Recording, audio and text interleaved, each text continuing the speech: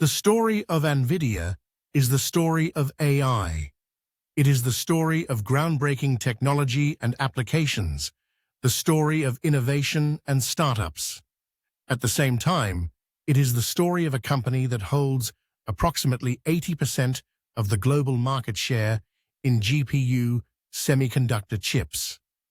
OpenAI's ChatGPT generative AI chatbot would not have been possible without Nvidia. According to an estimate, OpenAI developed its technology using a supercomputer powered by 10,000 Nvidia GPUs.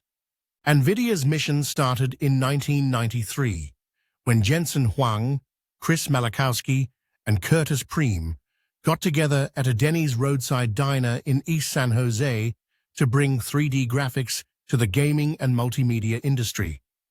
They understood that video games were one of the most computationally challenging problems and, if done right, would have incredibly high sales volume. They introduced the GPU, the graphics processing unit, in 1999. They were the first to produce a chip capable of programmable shading, which means you could now process each pixel of an image with a short program to include additional textures as inputs. This was used in the Xbox console, but Nvidia's beginning was not rosy. Beginning with a very small working capital, it was not different from the tech startup next door. Like Tesla at its beginning, it had to struggle to keep itself alive. It had about $40,000 in the bank. However, Nvidia was able to receive $20 million from venture capitalists, including Sequoia Capital and Sutter Hill Ventures. Nvidia also signed a contract with Sega, a Japanese multinational video game company and a subsidiary of Sega Sammy Holdings. But soon the contract was cancelled, as Sega decided to go with another graphics chip vendor to build their graphics for the Dreamcast video game console. However, Shoichiro Irimajiri, Sega's president at that time, convinced his board to invest $5 million in Nvidia so it could continue its operations. But $5 million would not be enough to keep Nvidia running. In 1996, Jensen Huang had to lay off half of his employees, about 100 of them, so that the rest could carry on the company's product development work. In time, more employees were laid off, and when the number of employees came down to 40, Nvidia had only enough money in the bank to support them for a month. Luckily enough, their new product, Riva 128, came to the market and sold about 1 million pieces within 4 months. Nvidia did not have to look back ever again. Nvidia became a public company in January 1999. In 2000, it won a contract to develop graphics hardware for Microsoft's Xbox game console, which earned it a $200 million advance. Soon, it became a part of the S&P 500 index and began an acquisition spree. It acquired Xluna, MediaQ, iReady, ULI Electronics, and Hybrid Graphics. This was just the beginning of a long and exciting journey, which could only be limited by one's imagination. In 2006, Nvidia unveiled the CUDA architecture. CUDA, or Compute Unified Device Architecture, is a platform and application programming interface. It gives direct access to the GPU's virtual instruction set and parallel computational elements for the execution of compute kernels. This accessibility makes it easier for specialists in parallel programming to use GPU resources. In other words, CUDA offers developer tools to help programmers accelerate their applications. But Nvidia had to wait another 6 years to begin the era of modern AI. In 2012, it powered the AlexNet neural network. The Nvidia AI was designed to help an organization execute its AI projects faster, with higher accuracy, efficiency, and necessary AI infrastructure performance. AI organizations could now develop their software solutions and applications at a lower, overall cost.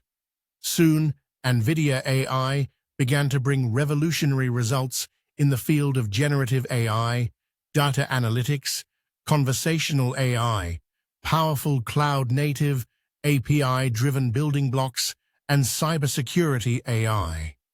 Companies could now create interactive virtual avatars to enhance customer service. They could use Nvidia tools in the fields of synthetic data generation, fraud detection, network operations, document intelligence, and content and biomolecular generations. This brought the conversational AI assistant to the field of telecommunications, financial services, and retail and consumer services. It took Nvidia another 6 years to invent RTX, a graphics rendering platform, which reinvented computer graphics with its capacity to ray trace in real time. Ray tracing made gaming hyper-realistic and hyper-fast.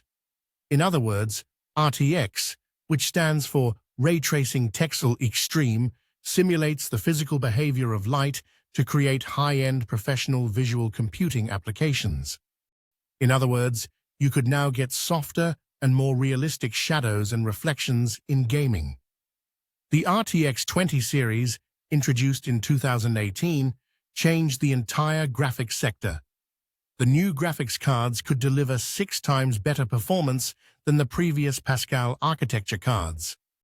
In 2022, Nvidia introduced Omniverse, which plays a foundational role in the creation of the metaverse.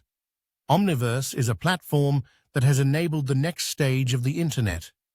AI companies could now develop OpenUSD applications for industrial digitalization and generative physical AI. Here, USD stands for Universal Scene Description.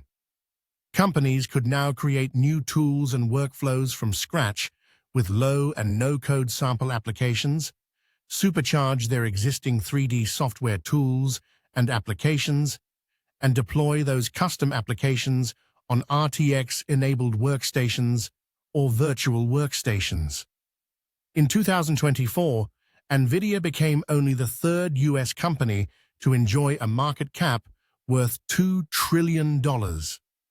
It needed only 180 days to get to $2 trillion from $1 trillion.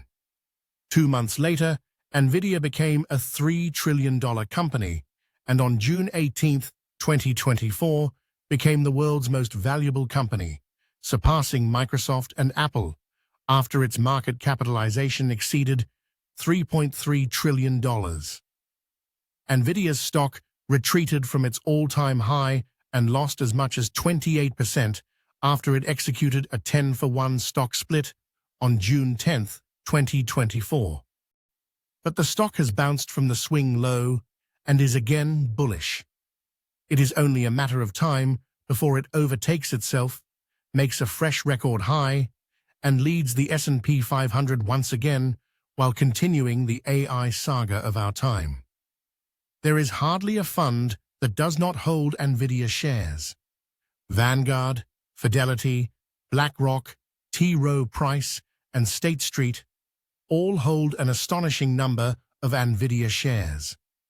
Although it was struggling as a company 25 years ago and could not accommodate more than 40 employees, it now has over 30,000 employees on its payroll.